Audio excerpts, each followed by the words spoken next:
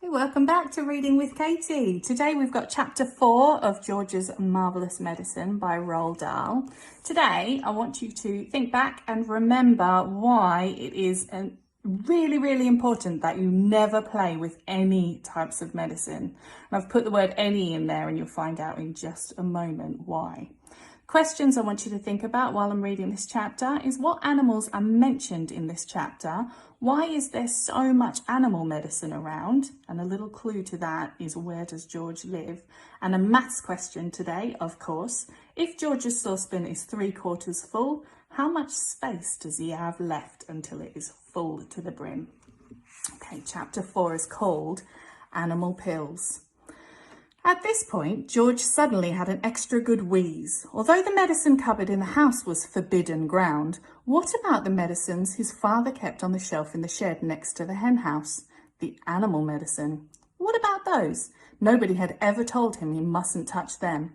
Let's face it, George said to himself, hairspray and shaving cream and shoe polish are all very well, and they will no doubt cause some splendid explosions inside the old geezer.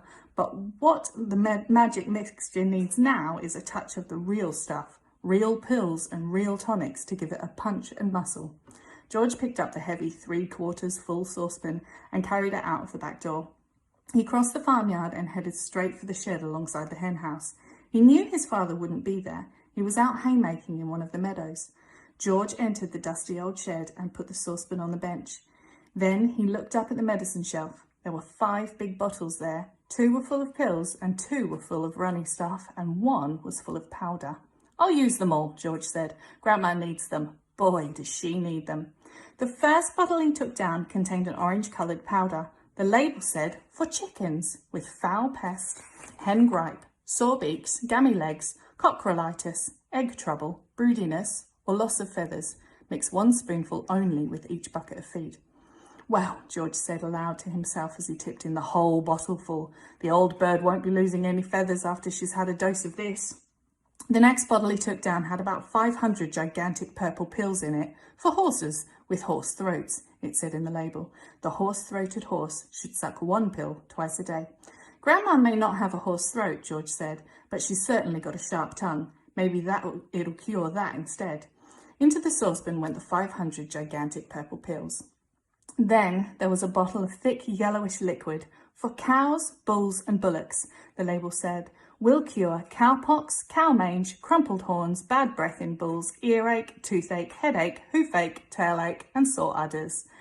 That grumpy old cow in the living room has every one of those rotten illnesses, George said. She'll need it all. With a slop and a gurgle, the yellow liquid splashed into the now nearly full saucepan. The next bottle contained a brilliant red liquid sheep dip. It said on the label, for sheep with sheep rot and for getting rid of ticks and fleas. Mix 1 spoonful into a gallon of water and slosh it over the sheep. Caution, do not make the mixture any stronger or the wool will fall out and the animal will be naked. By gum, said George, how I'd love to walk in and slosh it all over Grandma and watch the ticks and fleas go jumping off her. But I can't, I mustn't, so she'll have to drink it instead. He poured the bright red mixed medicine into the saucepan. The last bottle on the shelf was full of pale green pills. Pig pills, the label announced. For pigs with pork, prickles, tender trotters, bristle blight and swine sickness. Give 1 pill per day. In severe cases, 2 pills may be given, but more than that will make the pig rock and roll.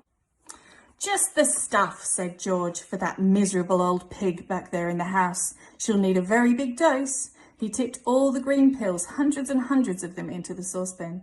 There was an old stick lying on the bench that had been used for stirring paint. George picked it up and started to stir his marvellous concoction. The mixture was as thick as cream, and as he stirred and stirred, many wonderful colours rose up from the depths and blended together, pinks, blues, greens, yellows and browns. George went on stirring until it was all well mixed, but even so, there were still hundreds of pills lying on the bottom that hadn't melted, and there was one of his mother's splendid powder puffs floating on the surface. I'll have to boil it all up, George said. 1 good quick boil on the stove is all it needs. And with that, he staggered back towards the house with an enormous heavy saucepan. On the way, he passed the garage. So he went in to see if he could find any other interesting things. He added the following: half a pint of engine oil to keep Grandma's engine going smoothly, some antifreeze to help her radiator from freezing up in winter, a handful of grease to grease her creaking joints. Then back to the kitchen. Okay, so the questions for that chapter. What animals are mentioned in chapter 4? We had horses, pigs, cows, chickens, and sheep. And why is there so much animal medicine lying around where George lives? So you might remember earlier in the book, it said that George was so bored because he lived in a place where there were not many people around. And the answer to that one is because George lives on a farm. And my maths question, if George's saucepan is 3/4 full, and it was at the time when he went out to find the animal pills, how much space does he have left? And the answer to that is 1/4. So well done if you got all of those. And remember, we added the any medicine in today because George was putting animal medicine into his marvellous medicine. And it's the same rules. You never play with any type of medicine. See you next time.